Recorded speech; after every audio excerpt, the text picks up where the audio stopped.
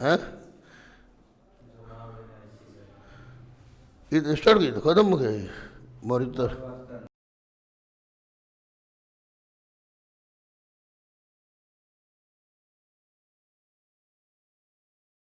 किस राजवंश का शासन हुआ? मौर्य के पश्चात मगध पर शुंग, शुंग के बाद कनु, कनु के बाद सातवाहन, सातवाहन के बाद आपको कुषाण।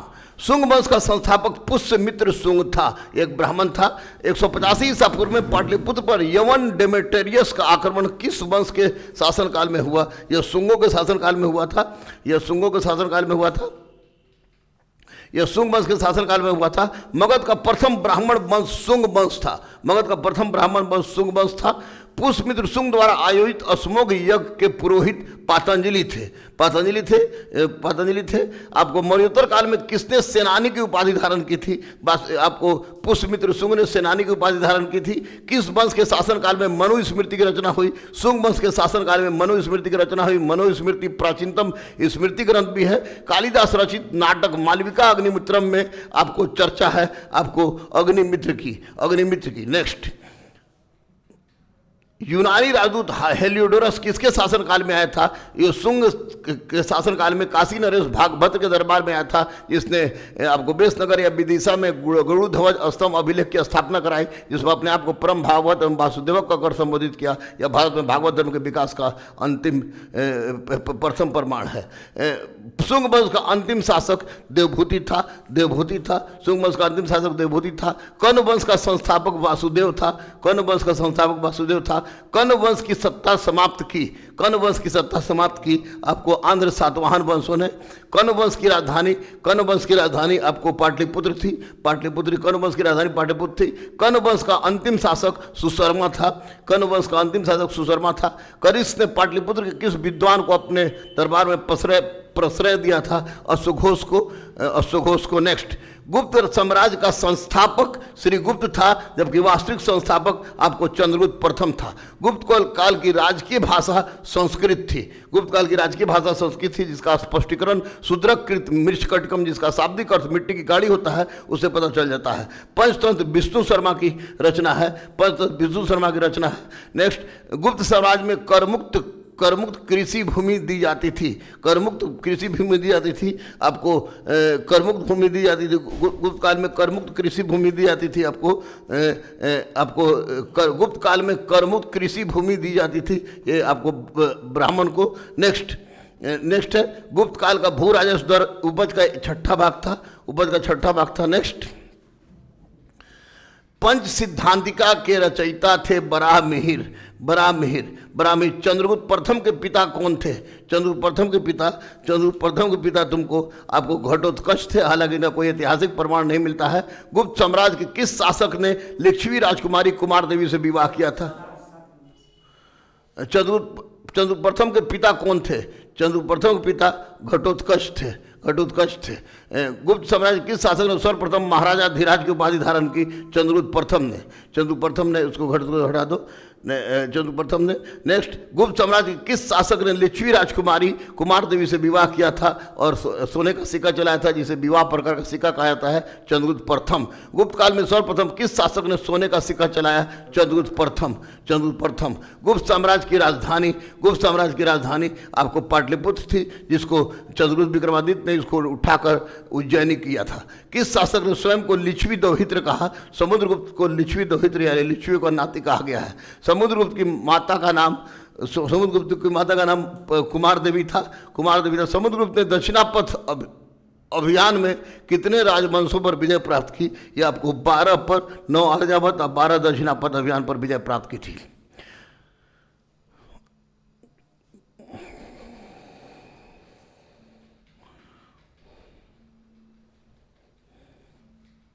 प्रयाग प्रशस्ति के रचयिता हरिसेन थे। इतिहासकार बी.ए. स्मिथ ने भारत का नेपोलियन समुद्रगुप्त को कहा है। समुद्रगुप्त ने किस नीति का अनुसरण किया? ग्रहण, मोक्ष, अनुग्रह, उपयुक्त सभी। गुप्त साम्राज्य के किस शासक ने सर्वप्रथम विक्रमादित्य की उपाधि धारण की? चंद्रगुप्त द्वितीय। किस शासक के शासनकाल को कला साहित्य का स्वर्ण युग कहा जाता है? चंद्रगुप्त द्वितीय। विक्रमादित्य भी कहा जाता है, इसको देवगुप्त भी कहा जाता है। कालिदास चंद्रगुप्त द्वितीय के दरबार में रहते थे, शैव धर्म के उपासक थे। चीनी यात्री फाहियान चंद्रगुप्त द्वितीय के दरबार में आया था। चीनी यात्री फाहियान चंद्रगुप्त द्वितीय के दरबार में आया था। बोध गया कि महाबोधि मंदिर की स्थापना गुप्त काल में हुई थी। गुप्त संबंध की शुरुआत चंद्रगुप्त प्रथम ने 319 ईस्वी में किया था। नालंदा विश्वविद्यालय की स्थापना कुमारगुप्त प्रथम ने किया था, जिसको महायान शाखा का ऑक्सफोर्ड कहा जाता है। नालंदा विश्वविद्यालय का संस्थापक कुमारगुप्त प्रथम था। गुप्त काल की एक सुंदर कार्तिक की मूर्ति किस जिले से प्राप्त हुई है? ये आपको शाहाबाद जिले से प्राप्त हुई है। शाहाबाद जिले से प्राप्त हुई है। बिहार के सुल्तानगंज से किसकी 7 फीट ऊंची पीतल की मूर्ति प्राप्त हुई है? महात्मा बुद्ध की पीतल की मूर्ति प्राप्त हुई है। नालंदा विश्वविद्यालय किस लिए प्रसिद्ध है? नालंदा विश्वविद्यालय आपको बौद्ध धर्म एवं दर्शन के लिए प्रसिद्ध है। यह दूसरी बात है कि उसमें पढ़ने वाले प्रत्येक छात्रों को चिकित्सा शास्त्र का ज्ञान लेना अनिवार्य था।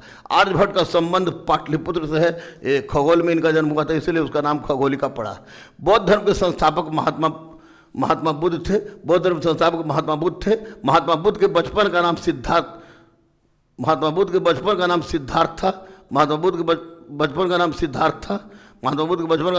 था।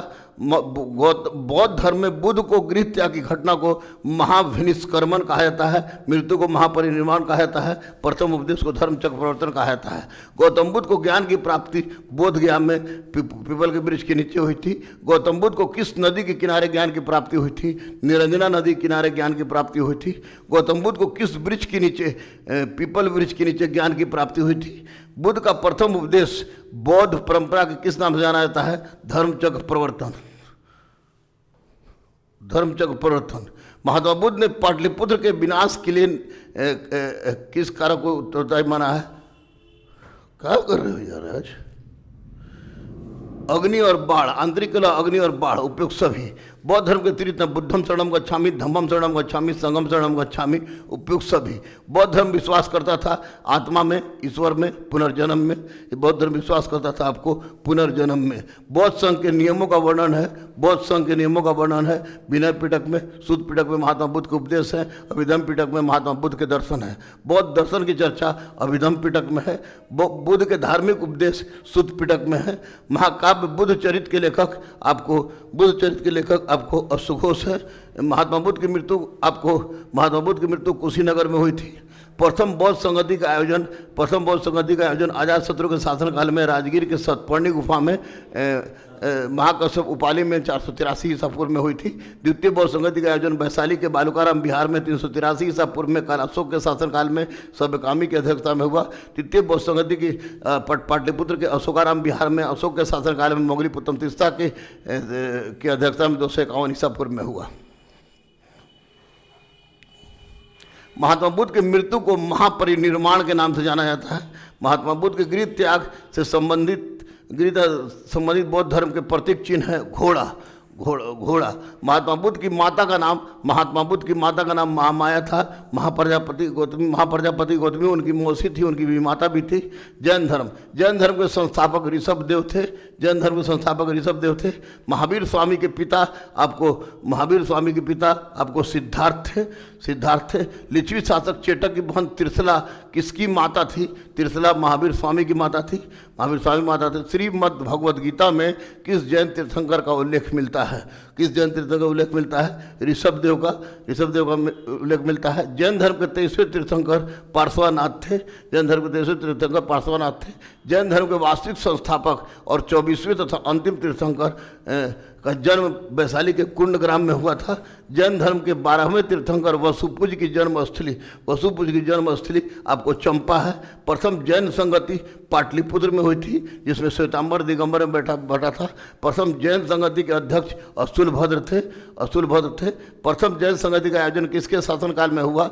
चंद्रगुप्त मौर्य के शासनकाल में हुआ। महावीर स्वामी के समकालीन शासक थे बिंबिसार, अजातशत्रु, चंड प्रद्योत, उपरोक्त सभी। जैन धर्म में 5वां महाव्रत आपको महावीर स्वामी ने जोड़ा, ब्रह्मचर्य था।